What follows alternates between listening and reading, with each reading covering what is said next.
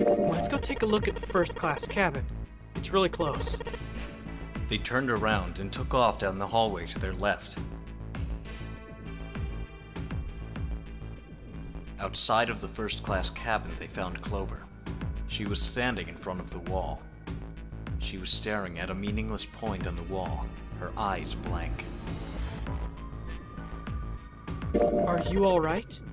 He did his best to sound friendly, but Clover didn't respond. Look, I know you're really worried, but, He could think of no words to say that didn't sound hollow and fake. Junpei hesitated. Clover was so consumed by worry and fear that Junpei feared it would crush her.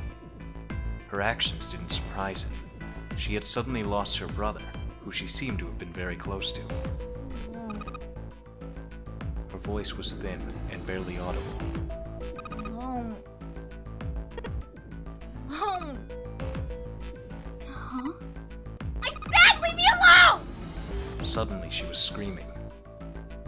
You're so annoying! Just go away and leave me alone!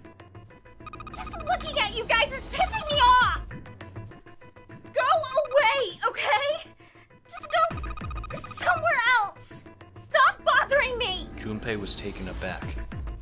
Such anger and hate. Jun's eyes had gone wide with surprise as well.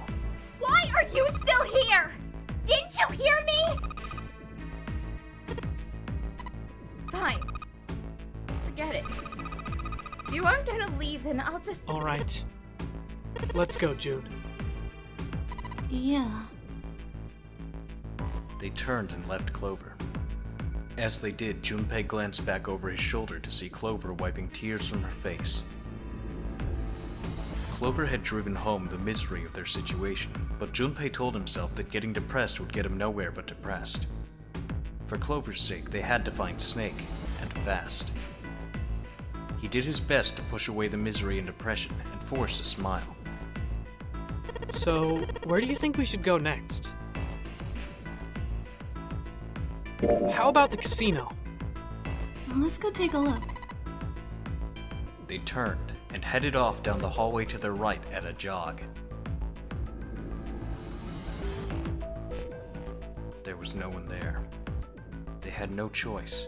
Junpei and June turned around and headed to a different location. Let's go back downstairs and check out that hallway with all the doors. They took off at a run down the stairs. Ahead of them, farther down the hallway, they spotted Ace. Hey! Snake! Where are you? Answer me if you're there! Junpei paused. With June in tow, Junpei jogged up to Ace. Hearing their footsteps, he turned to greet them. Ah, hello there. Snake is... well, that's obvious, isn't it? I assume you haven't found him yet either. Junpei nodded. I really wonder where he could have gone. Well, wherever he's disappeared to, we must find him as quickly as we can. For Clover's sake. Right. June's face looked kinda enraptured. By the way, do you think Clover and Snake are really siblings? Why would you say that? Why would you say that? The question seemed somehow odd to Junpei. Why? Well, it's obvious, isn't it? I mean, aside from the pink hair, they don't look alike at all. Ace looked at him for a moment and then spoke. Yes, you know, now that you mention it, they don't. Now that you mention it. Still, there are a great many siblings who don't look like one another. It certainly isn't rare. Junpei wasn't sure why, or even if he was seeing what he thought he was, but he could have sworn that Ace's face tightened as he spoke. At any rate, we really must find Snake as soon as possible. The clock is ticking, we really can't afford to waste any time. Very well. Let's get back to the search, shall we? You can leave this area to me. Alright. Let's go, Junpei. At June's urging, they left. They found themselves back at the stairs, but Junpei's mind was in turmoil. There was so much to think about, but... no, it would have to be put aside for now. As Ace had said, finding Snake was their top priority.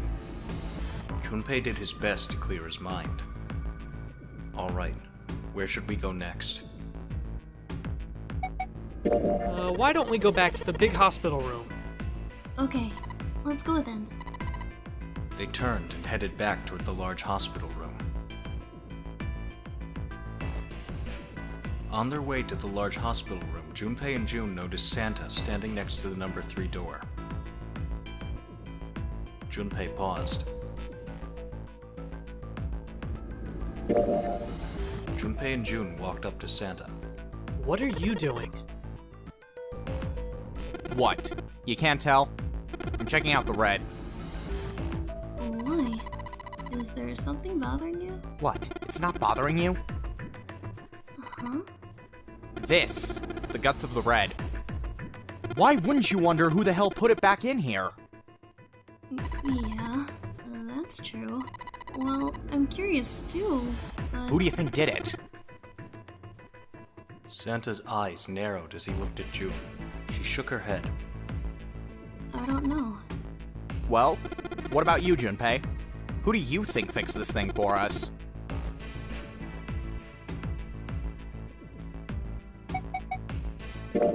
Maybe there's someone else on this ship with us. You mean someone hiding here? Yeah. Well, I mean, it's just an idea. And you're saying this mystery person fixed the reds? Yeah. Why? That's... I don't know. Santa shoved his hands into his pockets and cracked his knuckles. Seems unlikely. Why? I don't know. Just a feeling. Hard to believe Zero would bring a secret 10th player. I mean, the name of the game is the Nonary game, for Christ's sake. You know what Nonary means, right? It means 9. No, that's not what I meant, jackass. I mean more like someone who's been living here for a long time. Or someone who, like, stayed here. Seriously? That's even more ridiculous. Why do you think Zero would leave them alone? Junpei furrowed his brow. So, in other words, one of us is the person who fixed the red. Santa grinned. Bingo! We have a winner. But if that's true, then the person who did it doesn't want the rest of us to know they fixed the red. Yeah. But why? No idea. Maybe if they came clean on that, it means we'd find out something else. Something bad. Something bad? Dunno. Whatever it is, it's gotta be worth hiding. Of course, it could have something to do with Snake's disappearance. You think maybe they did something to Snake? It's not out of the question. Junpei stared at Santa. There was something about him that made Junpei wary. At first, he'd assumed the other man wasn't terribly clever, but Junpei was beginning to think he would need to reevaluate that assessment. When Santa spoke again, his voice was quiet. Look, if you trust anybody in this game, you're gonna lose. You gotta be careful. The person you trust most could turn out to be the one who stabs you in the back. With that depressing suggestion, he turned and quietly walked away. Junpei and June looked at one another and smiled awkwardly.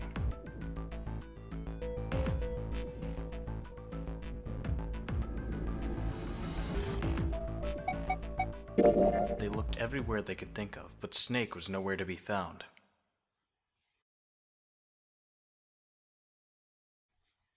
Lotus looked around at 6 frustrated faces and spoke. We can't keep looking for Snake.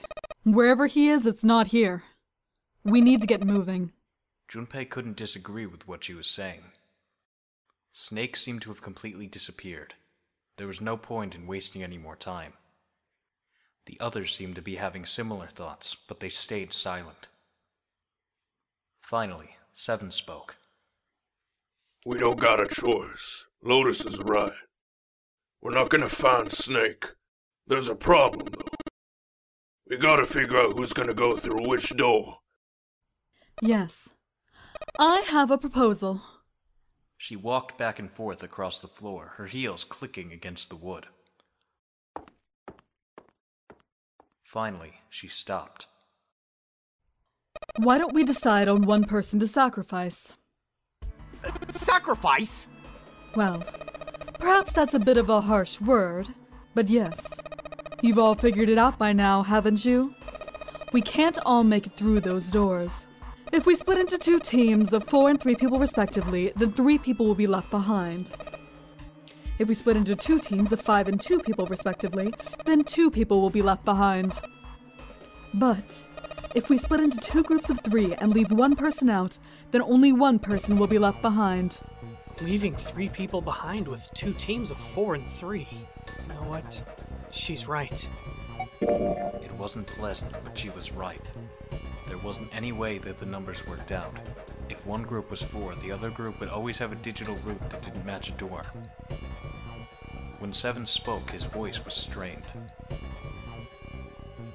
Then, you're saying we gotta decide who's gonna stay behind? Yes, we do. Given our circumstances, it's logically and morally the best solution. If the other 6 are to survive, then 1 person has to sacrifice themselves. No, that's too cruel. What's so cruel about it? To just sacrifice someone like that. Then what's your plan? Maybe we should sacrifice 2 people instead of just 1. That's not what I meant. We shouldn't sacrifice anyone. Oh, grow up. I told you that's impossible. Wake up! Whoa, whoa, calm down, you 2. Santa stepped between Lotus and June. Look, what Lotus is trying to say is that you should aim to bring the greatest amount of happiness to the greatest amount of people, right? Exactly. That's how democracy works. And for that reason, I think the only fair way to decide who will be sacrificed is through a vote. What do you think? No, that's terrible. I'm not asking you. Shut up! What about you, Santa? Me? Well, I agree, I guess. All right. That's 1 vote for. Counting mine, that's 2. 7. I can't agree with you, but we don't exactly have a choice. If we don't do something, we're all gonna die. Glad to see you get it. If I can get 1 more vote, then it's decided. What about you, Clover? Clover had moved away from the group and was sitting on one of the beds. Her whole body drooped. Junpei didn't know if she'd even heard Lotus's proposal. Lotus walked over to Clover and gently laid a hand on her shoulder. Your brother has to be behind one of the numbered doors. We searched everywhere, but we didn't find him. Doesn't that mean he has to have gone through one of them somehow? Clover slowly lifted her face. Let's go look for him together, okay? If we sacrifice 1 person, then we can go look for him. You agree with me, right? Clover nodded once. The motion carries. Lotus spun around and walked toward Junpei. Now, let's start a vote to... That won't be necessary. Ace had barely spoken for Lotus's entire speech, and everyone jumped a little. 6 pairs of eyes turned to look at him. He didn't seem to notice or even care. I will stay. That should solve our problem, yes? Ace, what are you saying? No, you can't do that. That won't solve anything. June's voice shook, and she looked around desperately for someone to agree with her. Ace simply looked at her. June, I'm afraid you may have misunderstood me. I said I would stay, but I never said I would sacrifice myself. Huh? I trust you. Each and every one of you. I believe you'll come back for me. Whoa, whoa, whoa. There's optimistic and then there's just nuts. These doors only go one way. You go in, you don't come out. If we go through them... You won't be able to return, correct? Yeah. True, but that will not be the case once you've escaped from the ship. What? Please, I beg you, once you've escaped, come back and rescue me. Ideally within the time limit Zero has given us. No! That's ridiculous! There's no way we could get back in time! Finally, Junpei could hold his tongue no longer. We've only got 5 hours left. We don't even know where the hell we are. How on earth are we gonna find someone to come and rescue you? Then perhaps you would prefer to stay instead of me. Or perhaps you'd be willing to leave June behind. Ace's voice was dignified and without a hint of cruelty or malice. Junpei had no rebuttal. You see, there's no other choice. Then I see we've come to our conclusion. Go on, don't worry yourselves about me. Go, quickly! Junpei stood frozen by indecision, unable to move. June bit her lips so hard that Junpei feared she would break the skin. Santa stood against a wall, calm and aloof. Seven tore his beanie from his head and turned it over anxiously in his hands. Only Clover stared at Ace with an expression Junpei was unable to decipher. Lotus's attitude, however, was different from the others. Good. Let's accept his kind offer, then. She smiled, her eyes bright. Ace answered with a smile of his own. Good. I think this is the best for me. Perhaps I'll be able to take a nap. Perhaps it's my age, but I get tired so easily these days. As he spoke, Ace lowered himself down to the floor next to one of the beds. From somewhere deep in the ship, Junpei suddenly heard the screeching of metal on metal. It was almost as if the ship were screaming. Would it really hold until their time limit was up? Already, D-Deck was flooded. In the sudden silence, the only sound was the sad metal wail of the ship. Unsurprisingly, it was Lotus who spoke first. Well, what are you waiting for? We're wasting time. Why don't we hurry it up? As if a spell had been broken, the others all began to talk at once. You're right. We should get going. This is all we can do right now. 7. Seriously? Honestly? I was getting kind of sick of listening to you guys talk. You too, Santa? I have to find my brother. Wait! All of you! Let's just calm down and think about this. There has to be a way to get everyone out. There has to be. Right? Junpei? Say something. Yeah, let's think. There's gotta be another way. His words sounded hollow and fake. Fine. Forget about it. I'll figure it out on my own. She spun around and ran toward Ace. He had slumped down next to the bed when June grabbed his arm and pulled. Come on, Ace. Please stand up. You can't give up yet. We just have to sit down together and think about this. We'll figure out a way that we can all get out of here. Then it happened. Ace fell forward. He slumped over onto the wooden floor, his body folded in half like a boxer out cold. Ace! June cried out and dropped to her knees beside him. She put her arm around his neck and did her best to lift him up. What happened, Ace? Say something! She shook him frantically. His eyes fluttered open. I'm all right. His voice was weak and slightly slurred. How are you fine? This... He held out his left arm and slowly opened his hand. In it was a syringe and a small vial. The vial was empty. It had only recently been emptied. A few drops clung to the sides. There was a label taped to the side of the container. It read, Soperl Beta. Soperl Beta? Junpei had no idea what it meant, or what kind of medicine it might be. Did you use this? Yes. It's just anesthetic. I'll be fine. Anesthetic? I found it earlier while we were searching the hospital rooms. I thought it might be useful later. I didn't think I'd be using it on myself. Why did you do this? Didn't I tell you? I like to take a nap. I really am very tired. Junpei knew that wasn't why he'd done it. Ace had injected himself with anesthetic to forestall Junpei and Jun's attempts to bring him along. If he couldn't move, there was nothing they could do.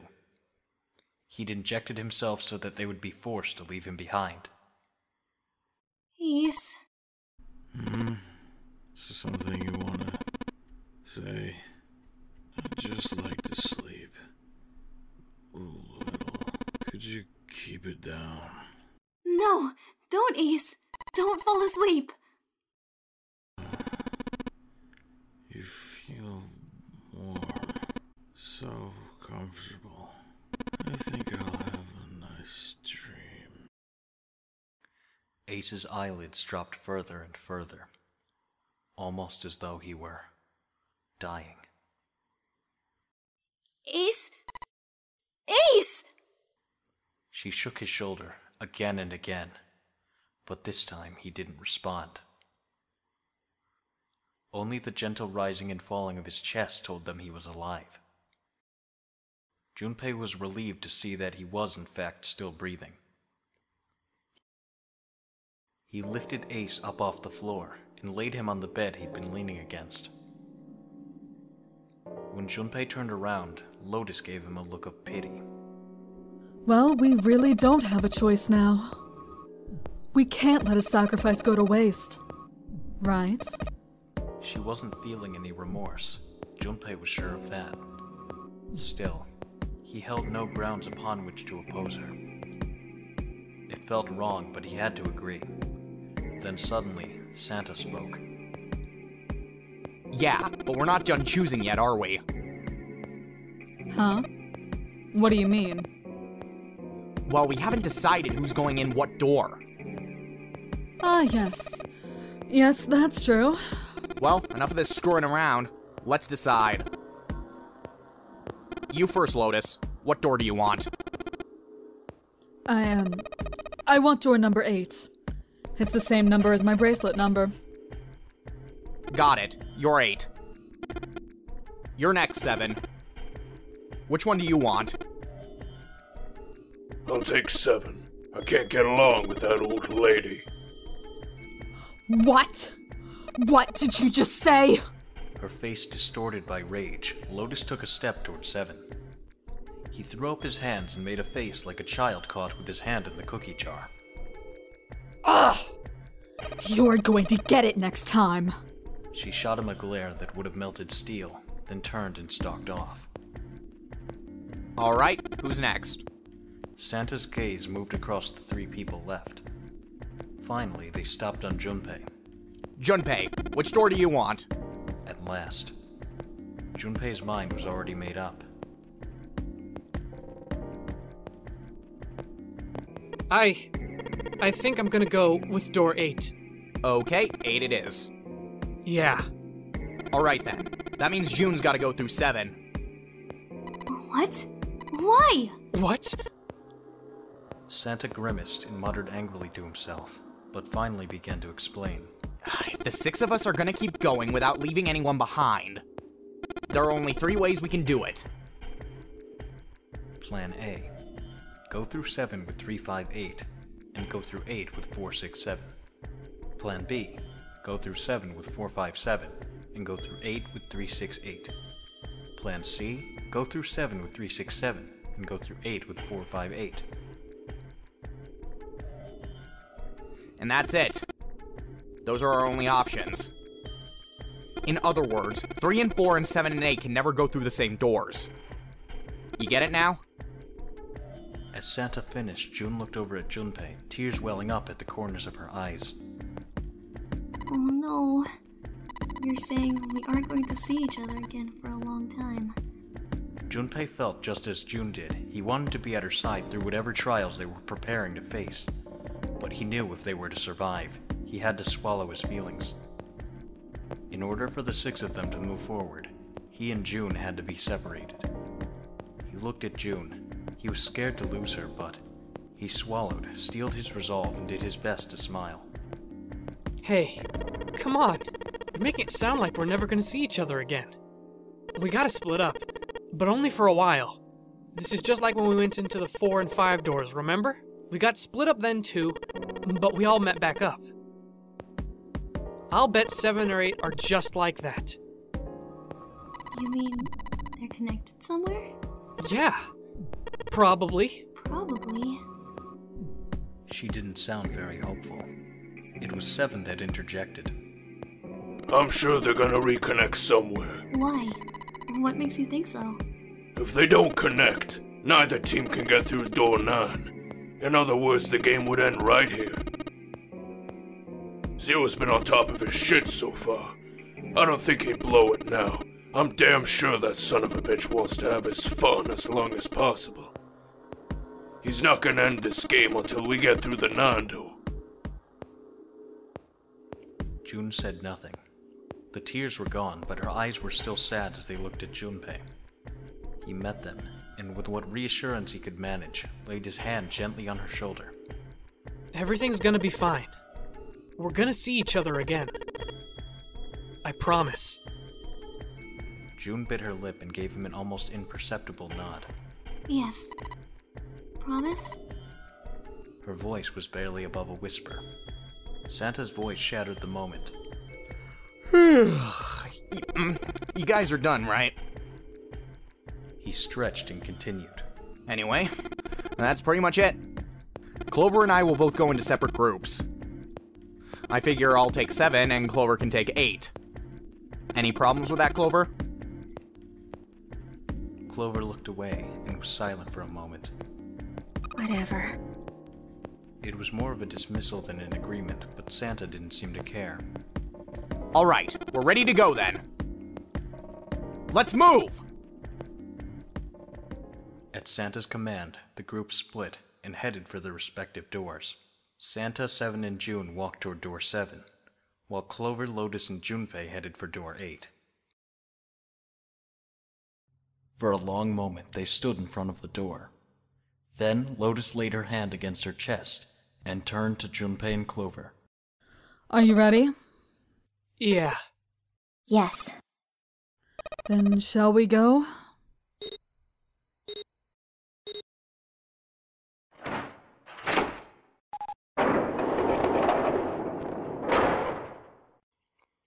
The door had opened. A narrow hallway stretched out before them. Lotus and Clover leapt through the door. The moment they did, their bracelets beeped. The detonators in the bracelets had been activated. Junpei stepped forward to follow them. But as he was about to step over the threshold, he stopped. He looked to his left, toward door 7. June stood there, a mirror image of Junpei. She turned and looked toward him. Their eyes met. They nodded. Their farewell took almost 1.5 seconds. Then someone took hold of Junpei's arms and hauled him bodily through the door.